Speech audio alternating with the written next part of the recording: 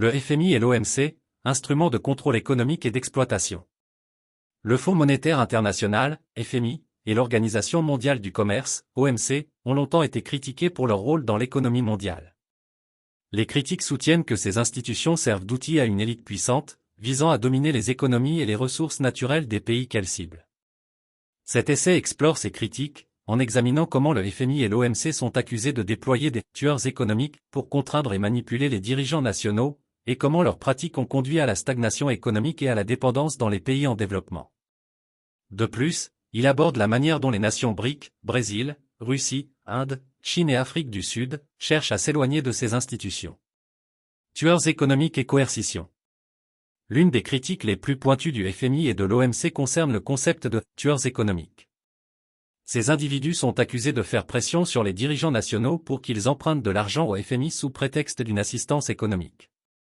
Ce récit suggère que les prêts ne sont pas destinés à aider les pays bénéficiaires, mais à servir les intérêts des entreprises et des banques étrangères. Yanis Varoufakis, l'ancien ministre des Finances grec, a été un opposant vocal à ces pratiques. Lors de la crise financière grecque, Varoufakis a résisté à la prise de prêts du FMI, arguant que les conditions attachées à ces prêts nuiraient à l'économie grecque. Son opposition aux exigences du FMI a conduit à son éviction de son poste, soulignant la pression intense exercée par ces institutions financières internationales. La réalité des prêts du FMI. Les prêts du FMI sont souvent présentés comme bénéfiques pour les économies en difficulté. Cependant, la réalité est plus complexe et troublante. Ces prêts profitent rarement directement à l'économie locale. Au lieu de cela, les fonds sont généralement acheminés vers des banques et des entreprises étrangères, avec des conditions strictes garantissant que ces entités externes, plutôt que la nation hôte, en récoltent les bénéfices. Ce schéma d'exploitation n'est pas un cas isolé mais fait partie d'une stratégie plus large. Le FMI et l'OMC sont accusés d'utiliser des accords de prêt trompeurs pour saisir et gérer les ressources naturelles des pays emprunteurs. Ces accords favorisent souvent les intérêts des entreprises occidentales, laissant les infrastructures et l'économie locale avec peu ou pas d'amélioration. En conséquence, le développement et la croissance prévus sont étouffés, et la population locale reste dans un état de dépendance économique. La critique générale. Les critiques du FMI et de l'OMC vont au-delà des accords de prêt individuels. Ces organisations sont perçues comme perpétuant une forme systémique d'impérialisme économique. En contrôlant et en exploitant les ressources naturelles des nations en développement, elles entravent le développement économique véritable et maintiennent les inégalités mondiales. Les fonds fournis sous le prétexte d'une aide sont stratégiquement dirigés loin des besoins locaux, garantissant que les bénéfices économiques sont canalisés vers les entreprises occidentales. Cette approche crée un cycle de dépendance, où les nations en développement ont constamment besoin de nouveaux prêts et d'assistance, ce qui perpétue leur stagnation économique. La réponse des BRIC.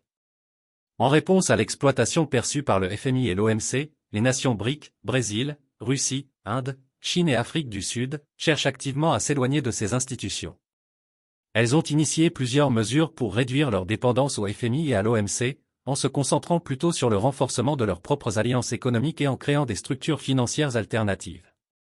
Banque de développement des BRIC, Banque nouvelle de développement, BND, les pays BRIC ont établi la BND pour financer des projets d'infrastructure et de développement durable au sein de leurs États membres et dans d'autres économies émergentes. Cette banque vise à offrir des prêts sans les conditions strictes typiquement imposées par le FMI, fournissant ainsi une alternative financière plus solidaire et moins exploitante. Arrangement de réserve contingente, ARC. L'ARC est un cadre visant à fournir des instruments de liquidité et de précaution aux pays membres en cas de crise de balance des paiements.